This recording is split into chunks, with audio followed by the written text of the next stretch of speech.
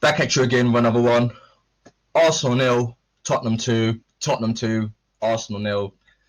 And yes, I'm annoyed by the result, but you know what's really annoyed me? Not even the man of the result, but the fan base and the lack of ambition by the fan base. The fan base tolerating, this unacceptable performances we've had. Fan base tolerating being 15th in December. Now, if you haven't woken up, then I don't know what will wake you up, yeah? I'm sorry to say this, but the fan base is a major, major issue in terms of why we are where we are. Now, let me just give you a little backstory. So, I'm actually from Tottenham, and I remember when they were building the new Tottenham Stadium about 10 years ago. I sat there quite arrogantly thinking they can build what they like, make it bigger than the Emirates, do what you want, but you'll never be bigger than Arsenal. And so arrogant. Few years down the line, they brought in a manager called Pochettino. When he came in, he transformed them, got them to become regular Champions League team, and he also made them consistently play better than us. And with in terms of the league, they have been outperforming us. So in terms of me, the moral of the story is I learned not to take things for granted. And I think many of you Arsenal fans need to wake up and start realizing we're not a big club. Now, let me just put it to you like this simply. If Arsenal were a big club, would they tolerate being 15th position in December? Would United allow that? Yeah? Would Spurs allow that? Would Chelsea allow that? Now, if you want to go sit here and say we're a big team, yeah, then act like a big team and say this is not enough and we should not be tolerating this. And if you accept, we're no longer a big team, then fair enough. Continue your support for Tapas Pulis. And even then, by the way, that name Tapas Pulis is a massive, massive disrespect to Tony Pulis because he should not be compared to Arteta. Arteta is a massive, massive fraud. Now, let me just go into some of the stats here. So, as I mentioned, Son, who's now scored 10 goals, as many goals as Arsenal. Oh, by the way, let me mention another record Arteta has broken. This is the first manager in Arsenal since the 80s that has lost back-to-back North London derby. We seem to be breaking records and the wrong records every single week. That's all I'm saying. Now let's look at the sort of, as I said, Son scored as many goals as the Arsenal squad in the league this season, and Kane has also scored as well. Funny enough, an assist from Kane and Son each. Wow, who would have thought?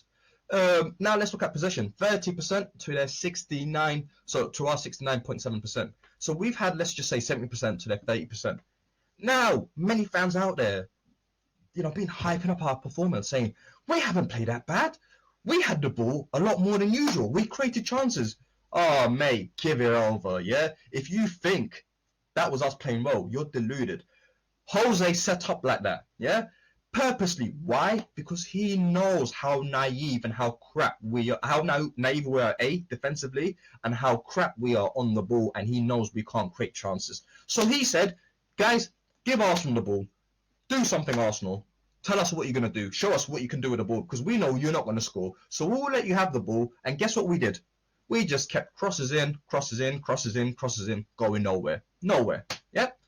We're crossing in the ball as if we've still got Olivier Giroud in our squad. It's like, mate, since Aubameyang's been in our club, he's only scored 3 goals. Three-headed goals, apologies. 3-headed goals, and somehow you now think Aubameyang's going to get these goals in. Play your world-class striker to his advantage. Play him behind on the shoulder of the last defender. But no, we say, Aubameyang, we know you're pacey. We know you like to sort of play on the sort of shoulder of the last defender. But we'll just cross it in for you, Aubameyang. And that shows a manager's naivety. Now, let me also share a quote from Mikel Arteta after the game. I saw my team full of desire, passion, dominating completely the game, creating all the chances, creating all the situations. Wow, Mikel Arteta. Wow. Either you are trolling us or you are actually worse than I thought you were. Wow.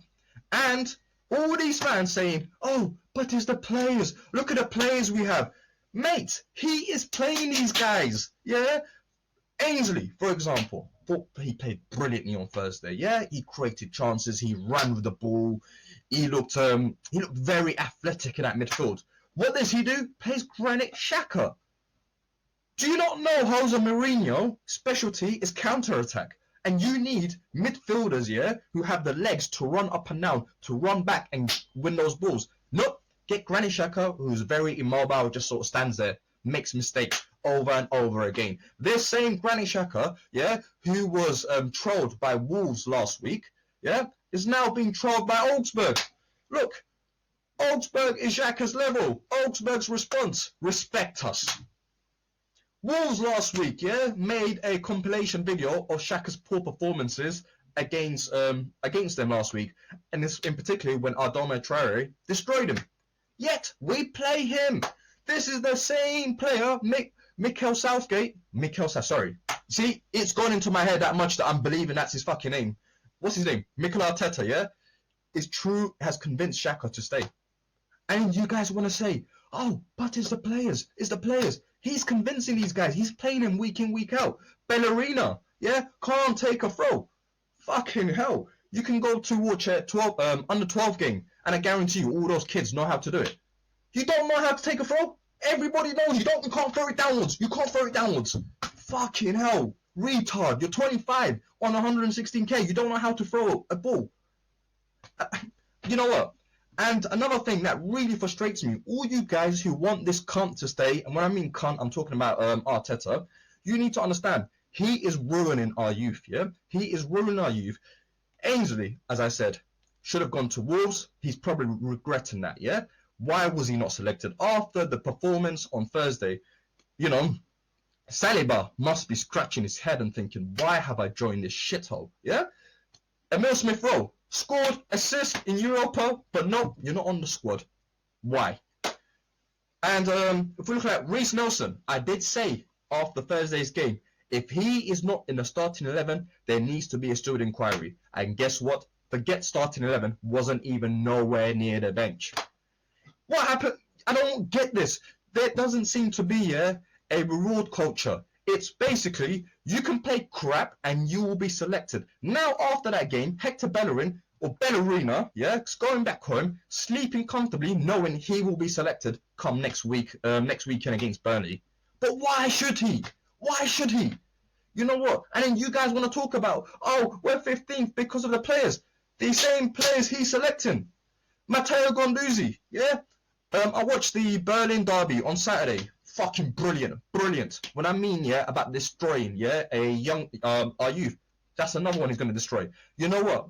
Don't be surprised if Matteo Guendouzi becomes like the next Gnabry. When we are sort of sat back here 5 years down the line, we'll be like, oh, Matteo Guendouzi, he's now worth 80 mil. Oh, why didn't we get that money off him?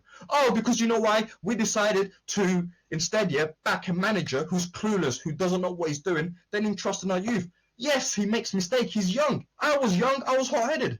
Everybody was. You know what I mean? You can't expect a young person to just sort of play maturely. Of course he's going to make mistakes, but if you're a decent manager, you learn to integrate him and bring him back in. And likewise, when I mentioned about the biasness towards Hector Bellerin, etc., why didn't he show the same energy, yeah, and anger with Nicolas Pepe on Thursday when he fucked up that chance, when every time Bellerin makes a mistake, every time Ballerina misses a throw-in, you know what I mean? It's just biasness. I'm tired of it, man. I'm tired. And if you seriously think this guy, yeah, and his process is going to work, delusion.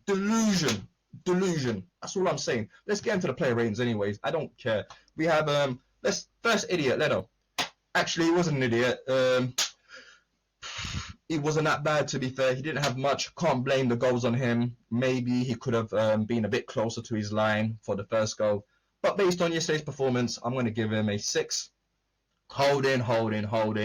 Why didn't you go out closer to Son? Why did you just back off? A good, competent defender would have pointed at Bellerin to say, you get the runner, I'll go closer to Son, and I'll make sure I mark him out. Nope. Useless. Yep. Arteta, another guy he convinced not to join Newcastle because he thought he is good enough to play for us. So don't bring me this BS. Gabriel, one of the very, very bright sparks we've had this season. And I feel so sorry for him. He could have gone to Napoli, could have gone to United.